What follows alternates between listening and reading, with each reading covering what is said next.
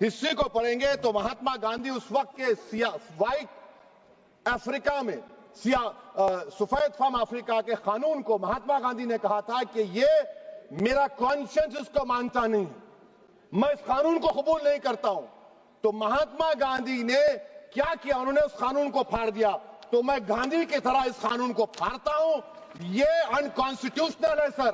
इस देश में झगड़े पैदा करने का काम बीजेपी करना चाहती है मस्जिद और मंदिर के नाम पर, इसीलिए मैं इसका कंडेम करता हूं और मैं आपसे गुजारिश करता हूं कि मैंने अपने 10 अमेंडमेंट दी है, आप इसको कबूल करिए। सर मुझे बोलने का मौका दीजिए। और श्री असाउद्दीन ओवैसी।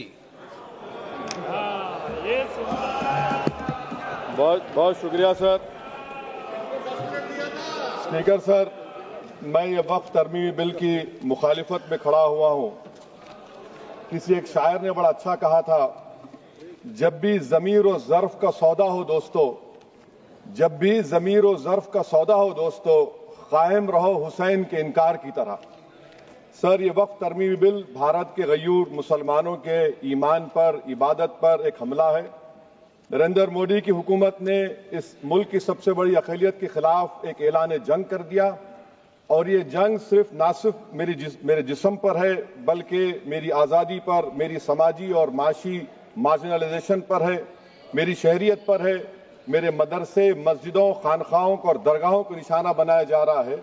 और ये हुकूमत सच्चाई को नहीं बयान कर रही है कि ये तरमीमी बिल से मुसलमानों का तहफ़्फ़ुज़, तरक्की और गुर्बत का खात्मा होगा। ये सरासर झूठ है। सर, अगर आप आइन के आर्टिकल 14 को देखेंगे तो उसमें लिखा हुआ है इक्वल प्रोटेक्शन।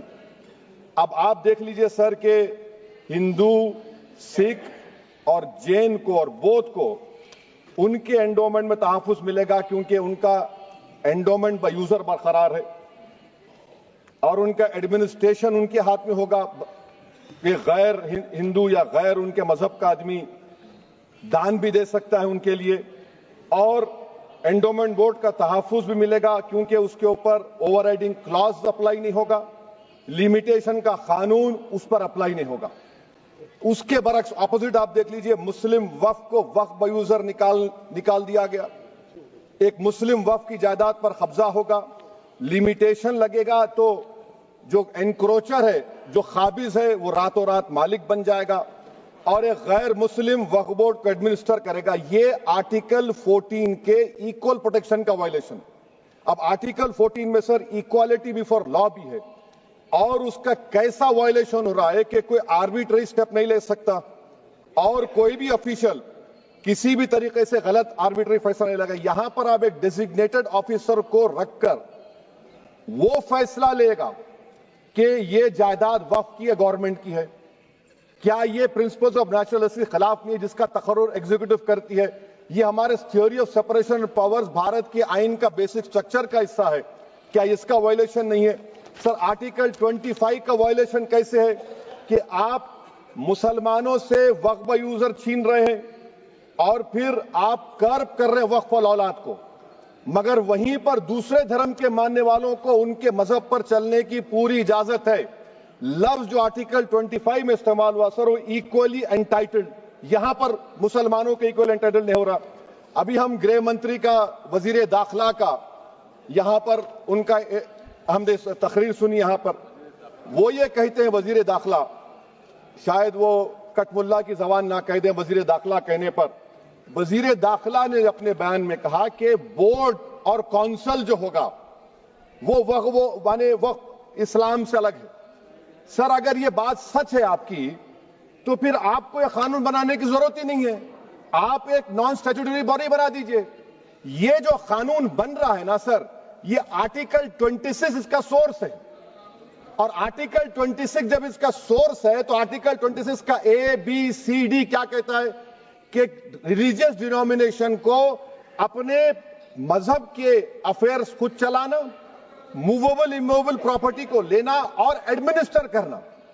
जब हिंदू धर्म को, बौद्ध धर्म को, सिखों को यह राइट दिया गया है तो आप कैसे मुसलमानों से छीन रहे हैं? तो ये आर्टिकल 26 का ग्रेव वायलेशन है।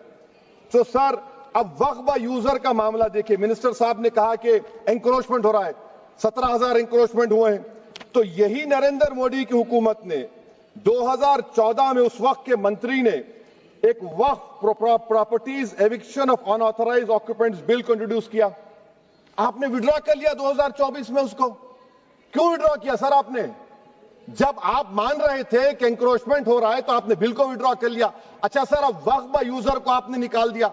माने कंडीशन क्या लगाए कि अगर उसमें डिस्प्यूट होगा और गवर्नमेंट प्रॉपर्टी होगी। सर डिस्प्यूट तो है। मिसाल के तौर पर मोहिबुल्लाह साहब जिस मस्जिद के इमाम है, पार्लियामेंट के सामने मस्जिद है सर, 123 प्रॉपर्टीज में मस्जिद है, डिस्प्यूट चल रहा है। कल कलेक्टर या डिस्ट्रिक्ट ऑफिसर बोलेगा कि भाई साहब ये गवर्नमेंट प्रॉपर्टी है, स्टिकर लगा दिया जाएगा, मस्जिद बंद, गवर्नमेंट प्रॉपर्टी हो गई।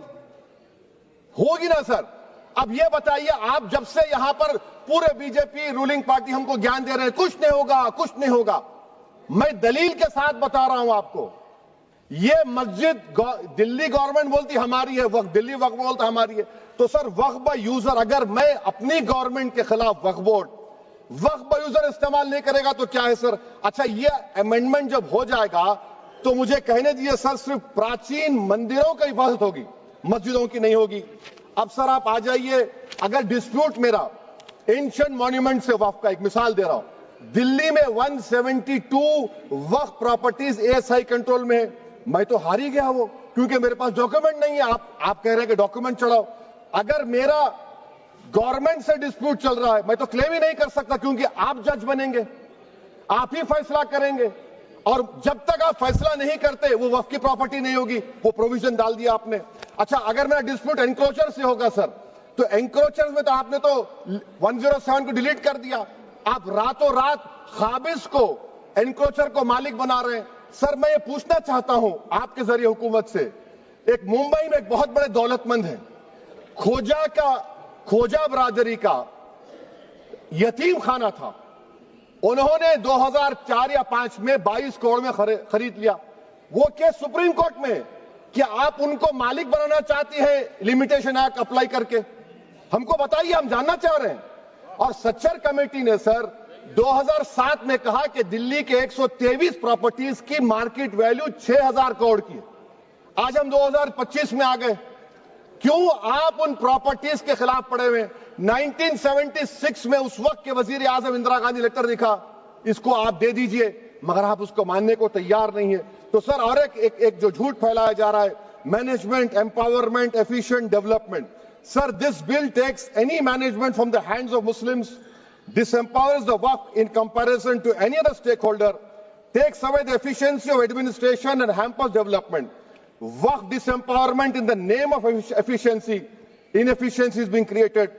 The progress of development from pre-independence till today is sought to be destroyed. Sir अभी हमारे होम मिनिस्टर साहब ने फजल पुकाया केस का जिक्र किया। सर मैं आपसे गुजारिश करूंगा कि होम मिनिस्टर जरा अच्छे लोगों को रखकर इंफॉर्मेशन ले। फजल पुकाया का ऑबिटर क्या है? इट इज ऑबिटर, वो रेशो डेसिडेंडाई नहीं है जो आपने कहा है। अच्छा सर, शेड्यूल ट्राइब के बारे में कहा, क्या शेड्यूल ट्राइब में मुसलमान नहीं होते? शेड्यूल कास्ट में नहीं होता मुसलमान, शेड्यूल ट्राइब में मुसलमान होता। तो क्या आर्टिकल 25 मेरा चला गया, आर्टिकल 26 चला गया, आर्टिकल 14 चला गया, 15 चला गया, 29 चला गया?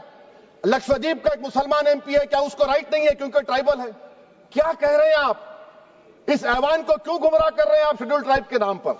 सर और एक चीज जो आपको बता रहा हूं सर, अब आप जब आर्टिकल 26 से मेरा सोर्स है, तो आप सेंट्रल वक्फ काउंसिल में 22 में से 10-11 आप नॉन मुस्लिम को बना सकते हैं।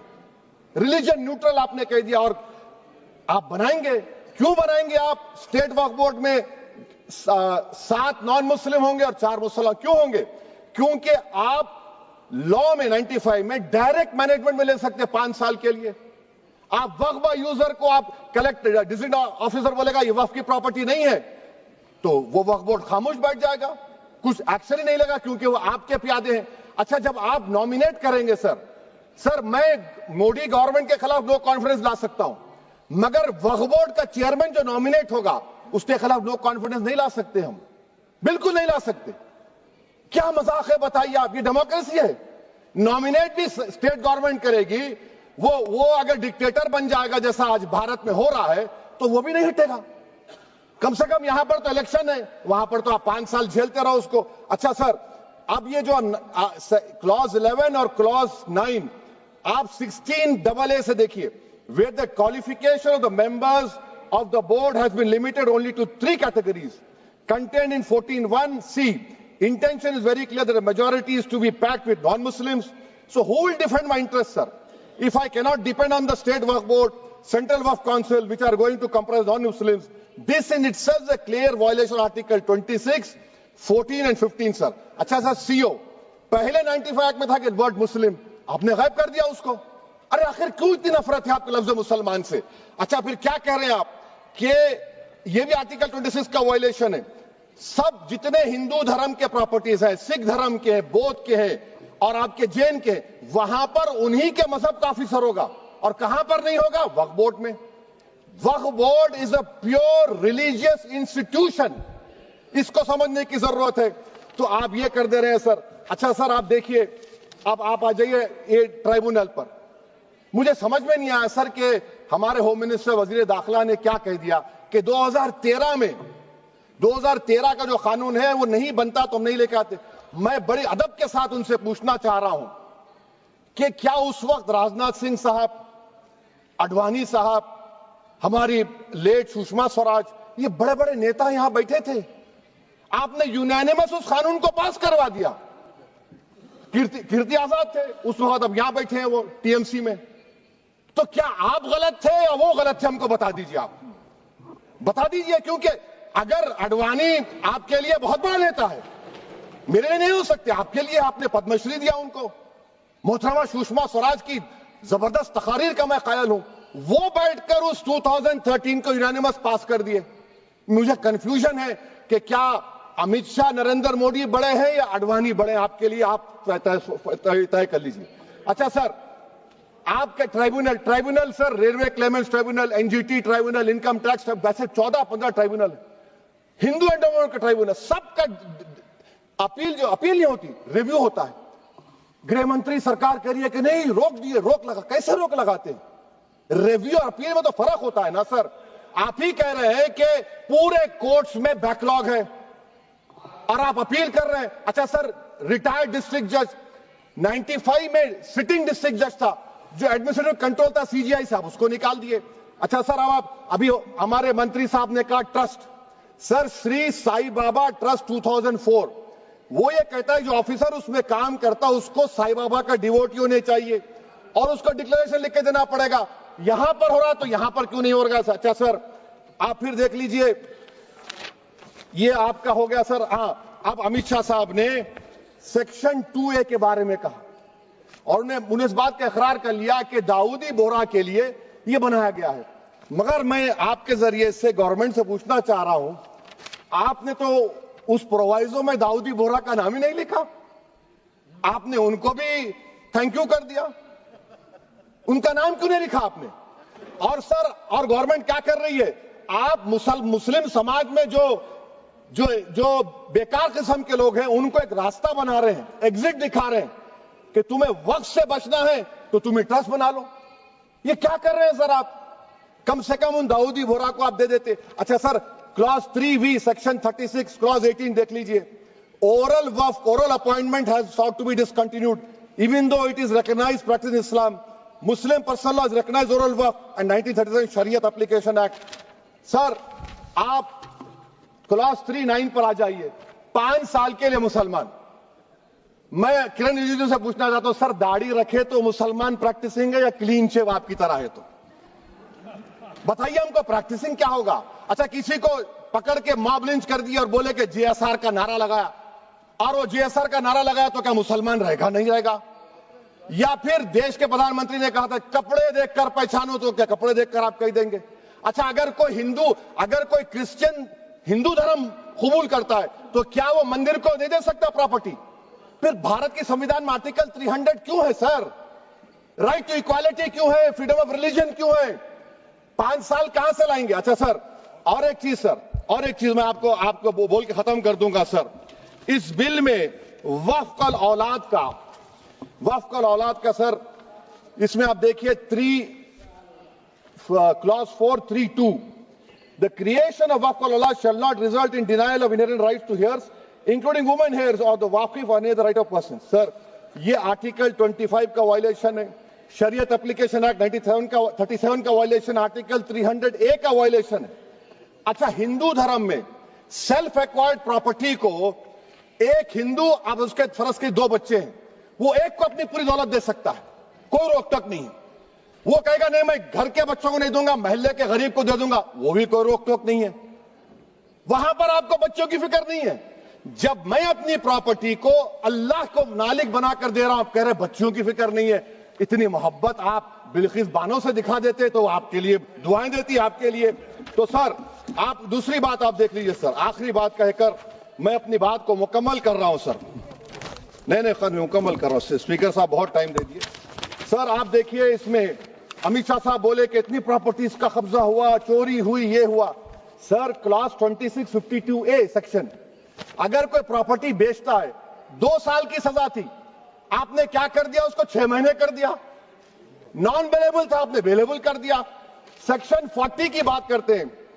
सेक्शन 40 में सर हमको जो ज्वाइंट वर्किंग कमेटी के जो नोट्स दिए, उसमें मिनिस्ट्री ऑफ माइनॉरिटी अफेयर्स ने कहा कि 30 साल में 515 केसेस सेक्शन 40 के, और सिर्फ 8 लोग कोर्ट को गए। वक्फ यूजर का कानून तेलंगाना आंध्रा में है, सेक्शन 40 का कानून तमिलनाडु 63 है, आंध्र प्रदेश में 43 है। और सर आप डायरेक्शन दे रहे हैं। अच्छा, क्लॉज 4218B देखिए सर, आप रूल बना रहे हैं, कोऑपरेटिव फेडरलिज्म के खिलाफ है, इतना रूल बना रहे हैं। और आखिर में सर मैं आपको बताना चाह रहा हूं स्पीकर साहब, ये बिल का मकसद सिर्फ मुसलमानों को जलील और रुस्वा करना है, मुसलमानों को दूसरे दर्जे का शहरी बनाने का इनका मकसद है। सर अगर आप हिस्ट्री को पढ़ेंगे तो महात्मा गांधी उस वक्त के व्हाइट अफ्रीका में सफेद फार्म अफ्रीका के कानून को महात्मा गांधी ने कहा था कि ये मेरा कॉन्शियंस इसको मानता नहीं है, मैं इस कानून को कबूल नहीं करता हूं। तो महात्मा गांधी ने क्या किया, उन्होंने उस कानून को फाड़ दिया। तो मैं गांधी की तरह इस कानून को फाड़ता हूं। ये अनकॉन्स्टिट्यूशनल है सर। इस देश में झगड़े पैदा करने का काम बीजेपी करना चाहती है मस्जिद और मंदिर के नाम पर, इसीलिए मैं इसका कंडेम करता हूं। और मैं आपसे गुजारिश करता हूं कि मैंने अपने 10 अमेंडमेंट दी हैं, आप इसको कबूल करिए सर, मुझे बोलने का मौका दीजिए और उस पर डिवीजन का मैं डिमांड भी करूंगा। Thank you sir.